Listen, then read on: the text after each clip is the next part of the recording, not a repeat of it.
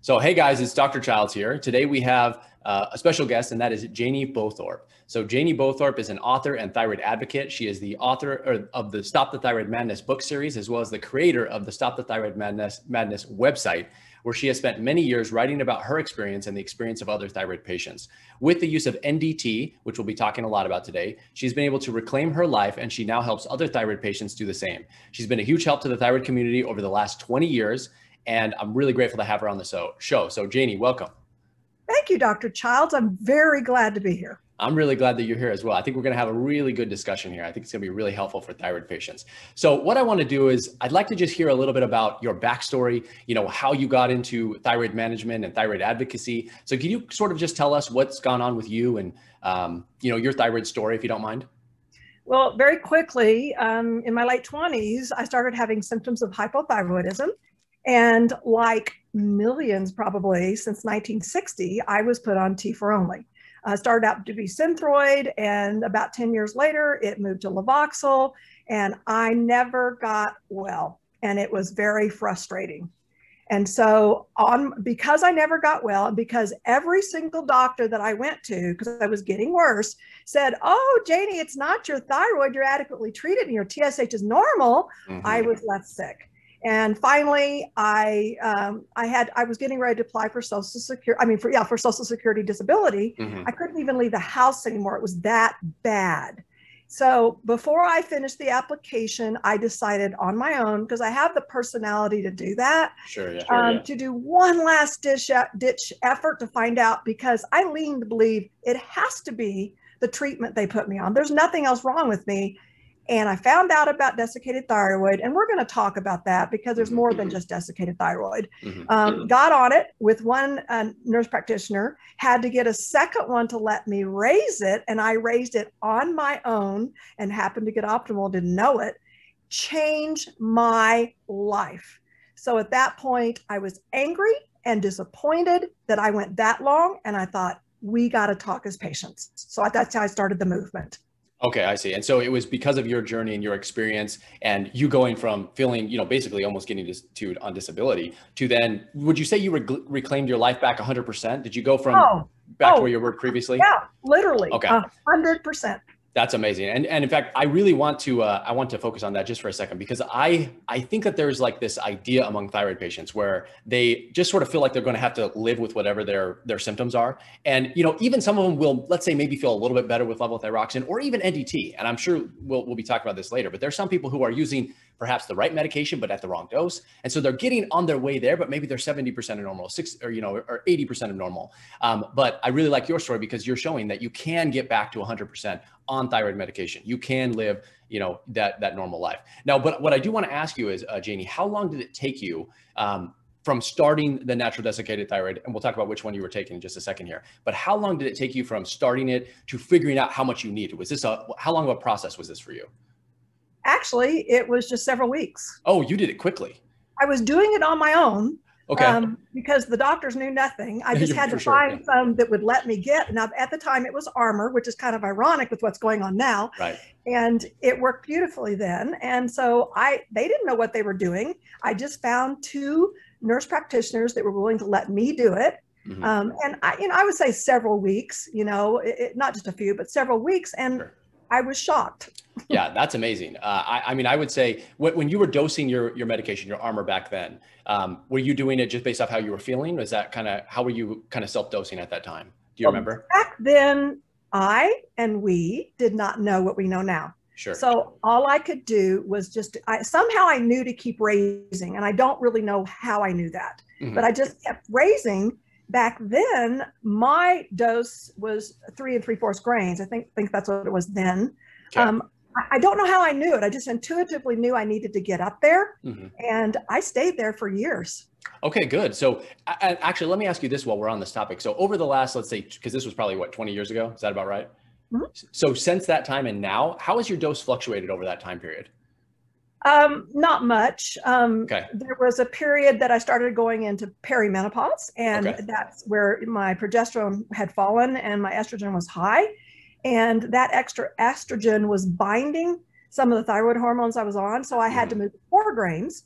And then once I entered menopause, I went down to 3.5. And I've been at 3.5 for a few years now.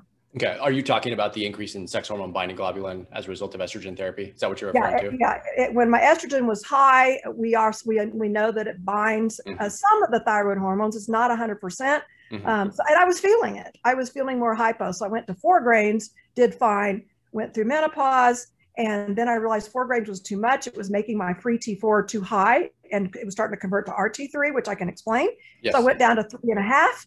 And that was my optimal dose and has been for several years. Okay, that's really good to know. Yeah, I do actually want you to expand on that because I think there's kind of two ways that you can think about this. First of all, you have this group of patients out there who I think are being treated mostly based off whatever the doctor says, and their doses are being adjusted solely based off the TSH. And then you have, I think, perhaps, and I'm kind of maybe putting words into your mouth here, but you have sort of like a group of patients, thyroid patients who are more knowledgeable, who probably know even more than many doctors do. And you guys are dosing based off of, is it another way that you're finding your target dose there? Or how would you say you're getting to that target dose? Is it based off solely symptoms? Are you looking at lab tests and a combination? Like, how does that look for you?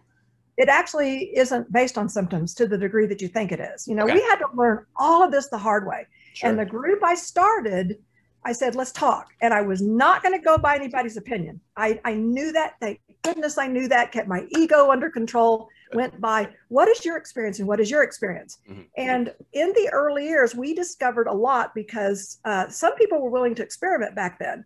And the experimentation also gave us knowledge besides all of us. And there were some things we were reading. And over the first several years, we found out that you have to get the free T3 especially, and the free T4 if you have a combined treatment, in the right area of the range.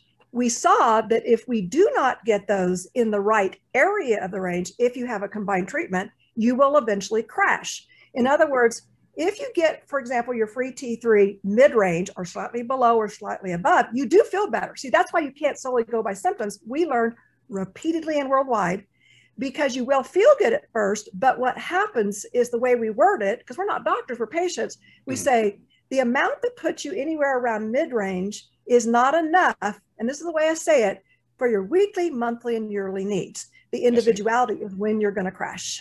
Okay. So you're using, well, would it be fair to say then that you are looking at sort of the whole picture, but maybe you're putting different weights on certain values? Like, let's say free T3, is that, have more weight than, let's say, TSH or free T4? Is that sort of how you're thinking about it? Yeah.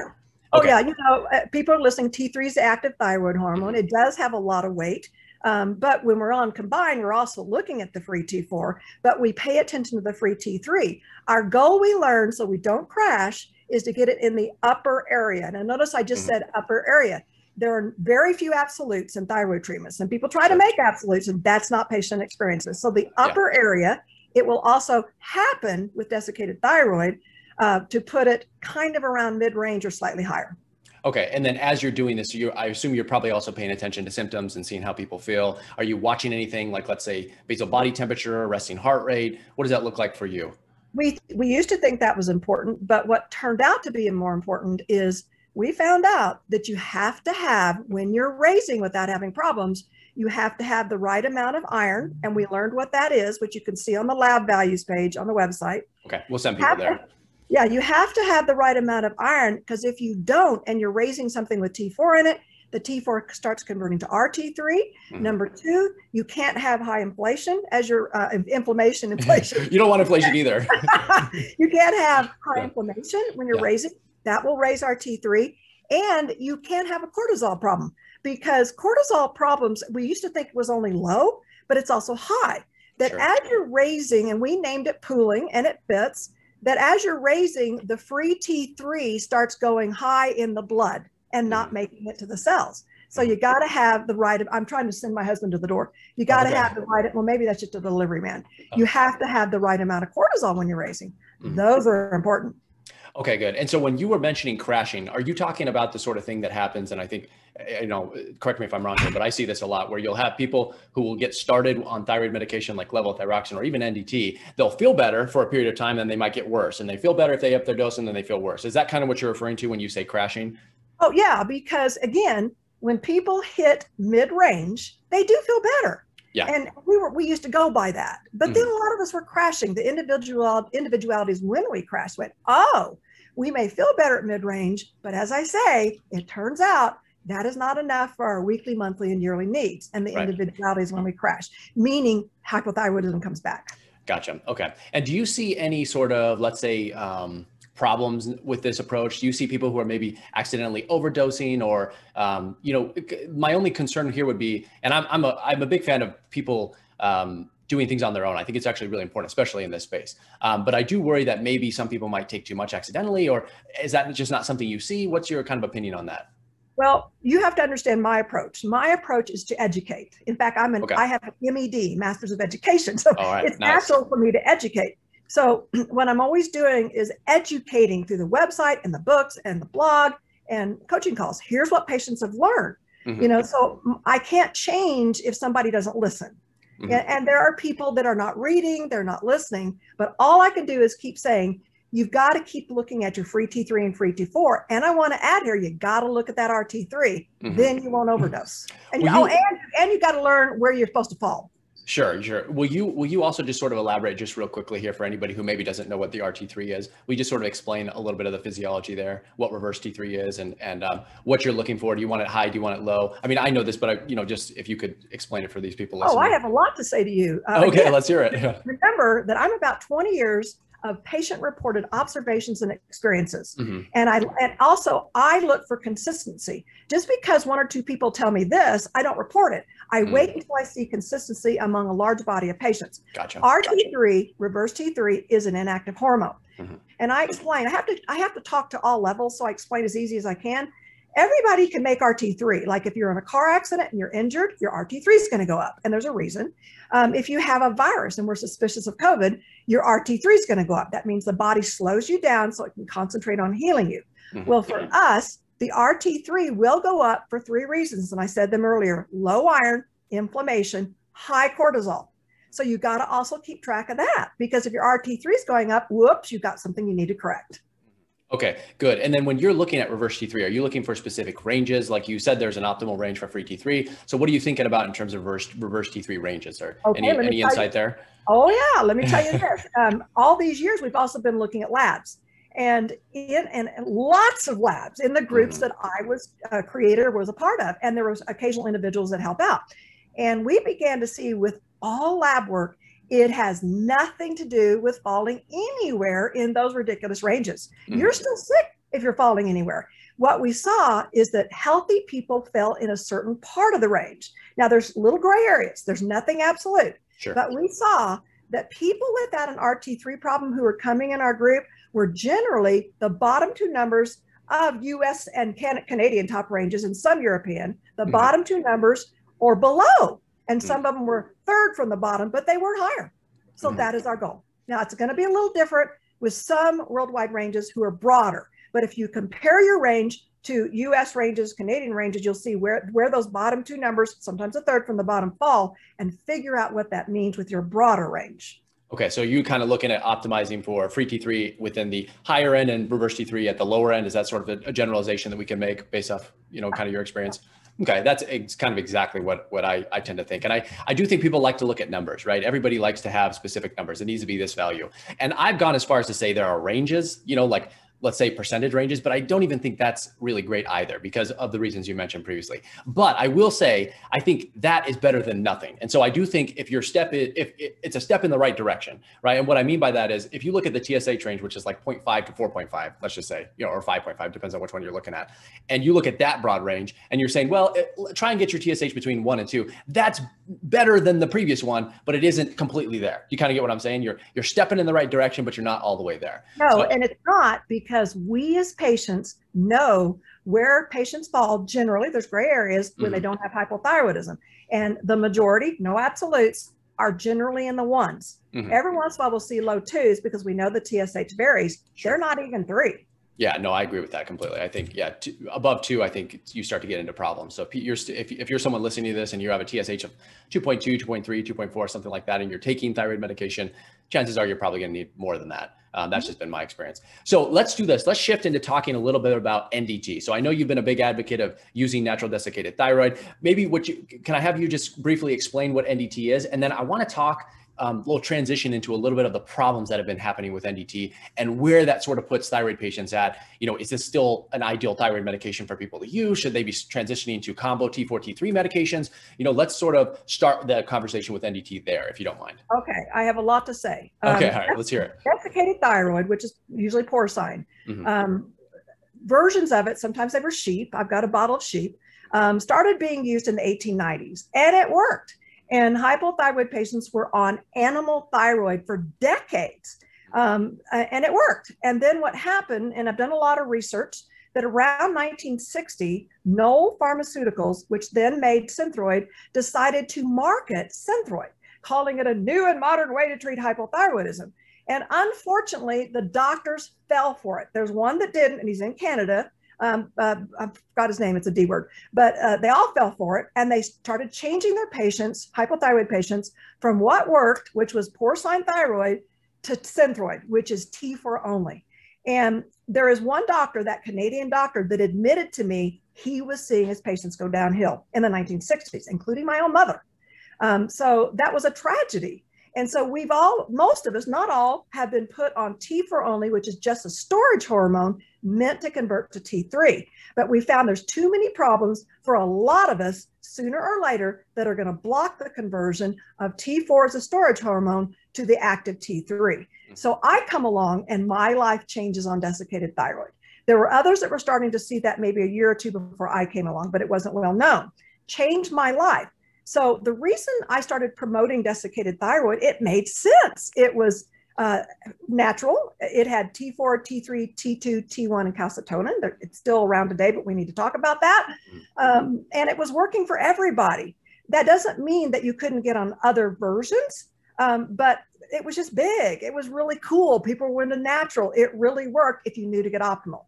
Now, fast forward, dang. There's been a tragedy.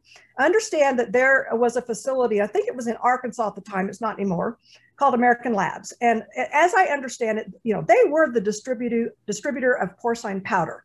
And I'm not privy to why, because all the secret didn't know what's going on. But around 2017, they stopped supplying porcine. I wish somebody who had knowledge would tell me why. We heard rumors, but I won't go into that. Yeah. And when they stopped supplying porcine powder, several of the pharmaceuticals moved to other sources. Two of them admitted it, that they were getting it from Europe. Well, what does Europe mean? All right, it was the Canadian version was admitting it, and Estella was admitting it. And along with that change, problems were coming up. The first problem was Natrethroid. Natrethroid and WP thyroid have been around, wonderful products since the 1930s. People were starting to grow in the amount. They're saying, my symptoms are coming back on Natrethroid, and I'm finally on WP. That went on for 2 years. What time frame were we, by the way, when this first started? Just so we have an idea.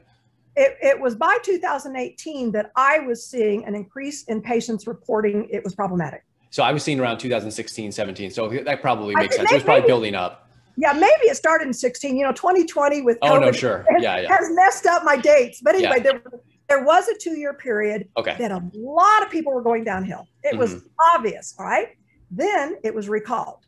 And to us, that was the right thing to do because we were all going downhill.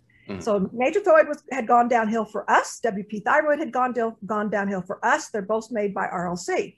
Then it started happening. I think the next thing was in 2019. There was another desiccated thyroid product that used to be wonderful, and it may be back, but anyway, it was called NP thyroid, and that's by Estella. Great product. It was like the old Armor, and wonderful product. Now Armor's been around all this time. Yeah. And it went downhill, and it went downhill in a weird way. Patients were reporting weird symptoms, burning down their throat, burning in their stomach. The change of the smell, I believe, too, right? The smell was like, we just say it, cat piss. Because, that's ammonia is what it, it smelled like cat piss. That's what I heard, And so then it was recalled, and we all believed, thank God, because it was harming people. All right, so and there were others along the way that went out of business. We think the FDA had something to do with it. Generics, I've got it on timeline on the website. Okay. So the only one left has been Armor. It was still working. The makers of Armor, which has changed hands with pharmaceuticals, was saying we are getting our porcine They were initially saying from Canada and the US. There's another one now. Okay, fast forward, whoops. We have some suspicion, but it's not all. There's not absolutes here, that some people were having problems that didn't make sense, who had been successful for years. And on Armour Thyroid, right? Yeah, on the only one left that was working. And we're talking about today, like we're talking recently within the last, okay. I just want to catch everyone up to kind of what we're talking about. We were previously in 2016, now we're kind of in 2021 here. 2021. Yeah. And they were privately emailing me and like, whoa, you know. So I was delayed in reporting it because I have a sick husband from Agent Orange. But during that time, I was really starting to investigate. That's the way I do things. I don't pop something out to the public just because I want to. I started investigating. And what I saw was there is, and that's true today, there is still a camp, I call it a camp of people who are doing well on it. And a lot of them have been posting their labs, and you can see they're optimal. There is another camp of people that something seems suspicious.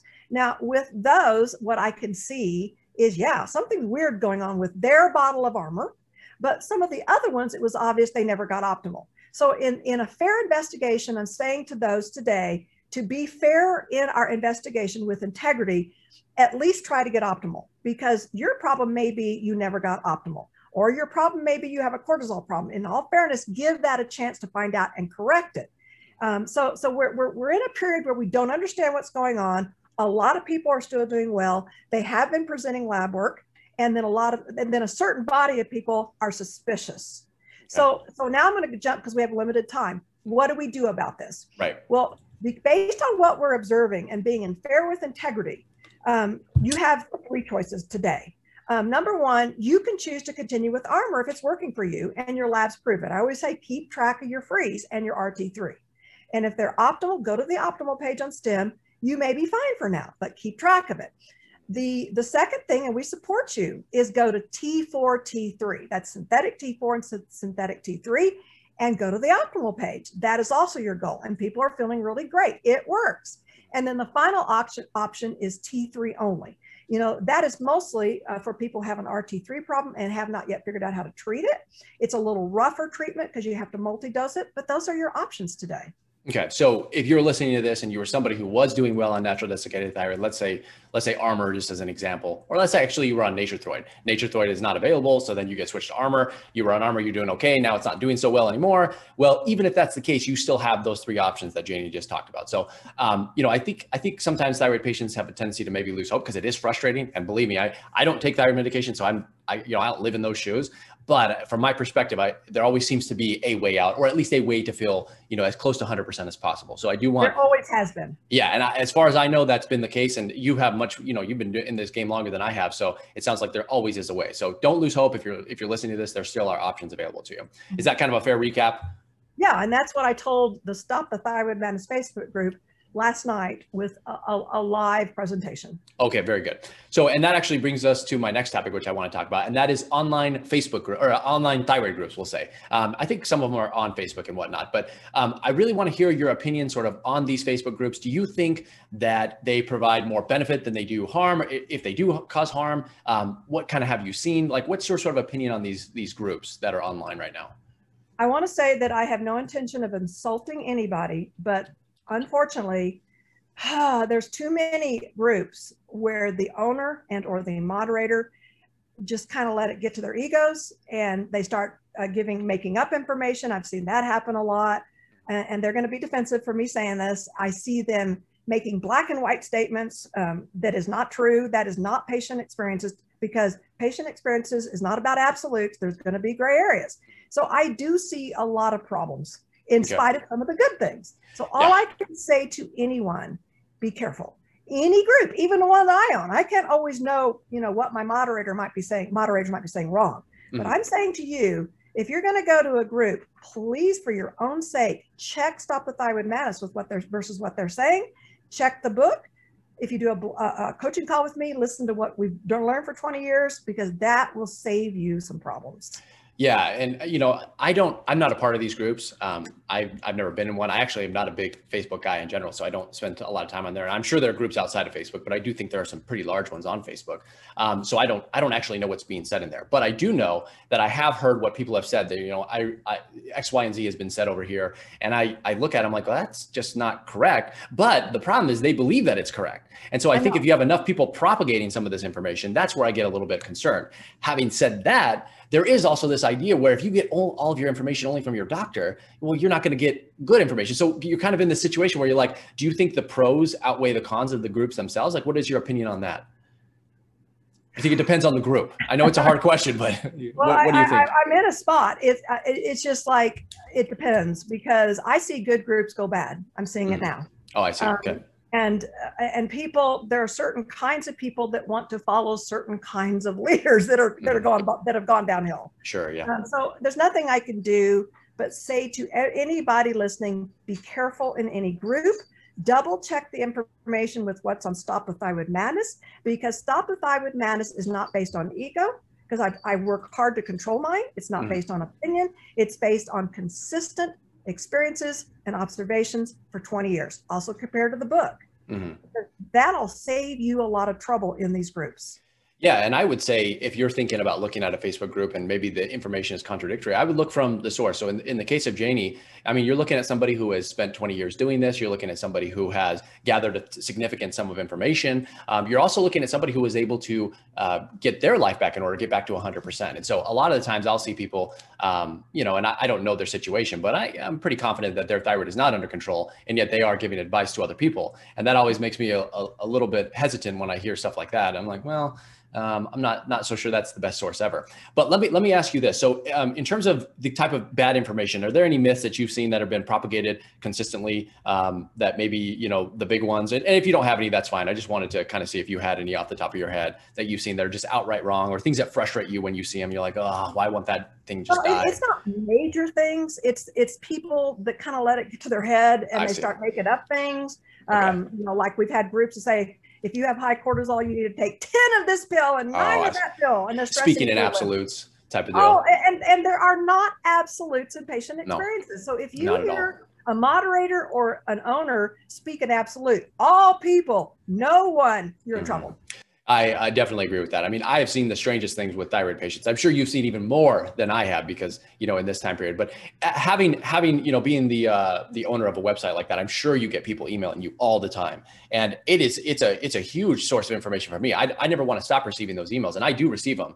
And I respond to most of them if I can. There's oftentimes, and you probably are in the situation where there's just so many, you can't respond to every single one, but I do my best to respond to as many as I can. So I do see a wide range of people who react in very different ways. I mean, each individual is truly an individual. And it's kind of difficult if all you're looking at is just one person, maybe 10 people. That doesn't really compare to the thousands that have potentially gone through similar situations. Right. So let's do this. I want to kind of talk, we'll kind of close up here, but I want to sort of talk a little bit about doctors. So if somebody's listening to this, they're frustrated because their doctor's not doing the things that we're talking about, they're not getting that natural desiccated thyroid. What sort of advice do you have for them? Do you have a list of doctors perhaps that you can recommend, or do you have a list of criteria that you would recommend somebody looks at in order to find the right kind of doctor? Where do you sort of sit on that? Okay, 20 years, I can say this, not absolutes, but generally the worst doctor you can see is an endocrinologist. I agree with that 100%. Yeah. But agreed. No absolutes. Right. People say, well, I found a really good one. Sometimes. Yeah, sometimes. But I'm saying, if you're starting from scratch, that's the worst place to start from scratch. They're very narrow-minded. They go by the ATA. They're terrible. Go by the TSH generally. I would say the vast majority. Yeah, I'm with you on that. A few things to say though. You could look for an integrative medicine doctor and have better chances. You can look for a functional medicine doctor and have better chances. You can have better chances with a DO. But here's the deal that I say to everybody. Your chances improve in working with a doctor, and please forgive me, doctors, your chances improve in getting well by you as the patient getting better informed.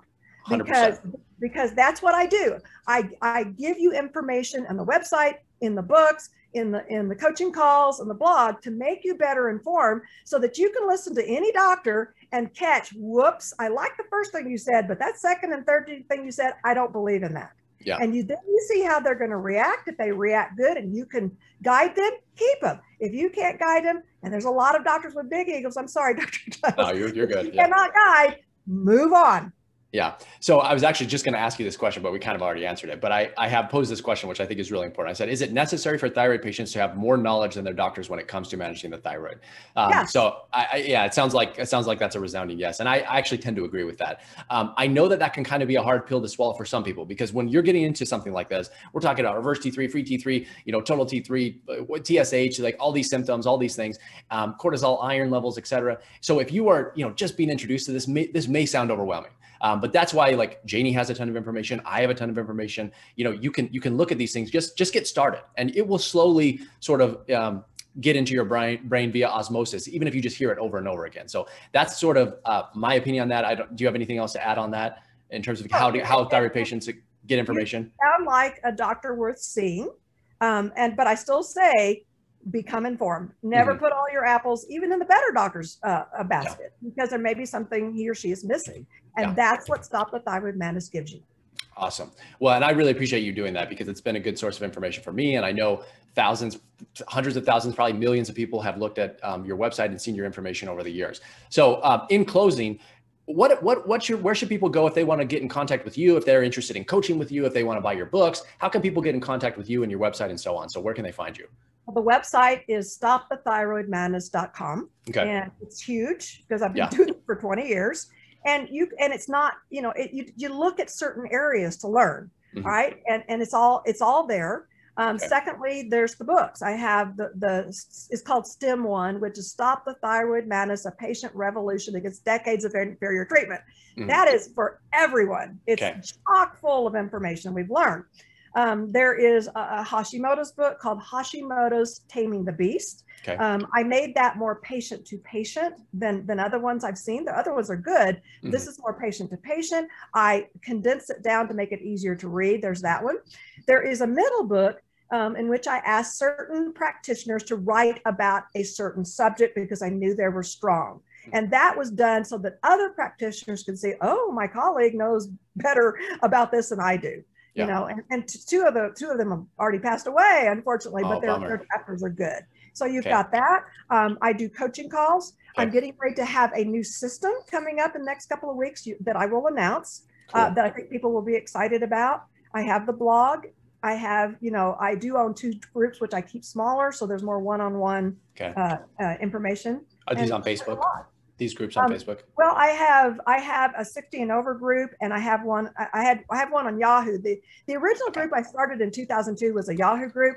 They became less helpful, so now it's a groups.io called the STEM group, and I keep it small. Okay.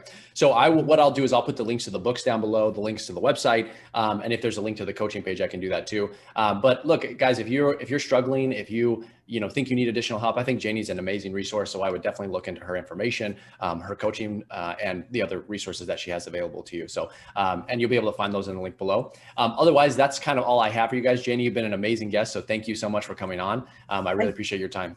Yeah. All right, thank you very much. No problem. And that's all I have for you guys. So I'll see you in the next one.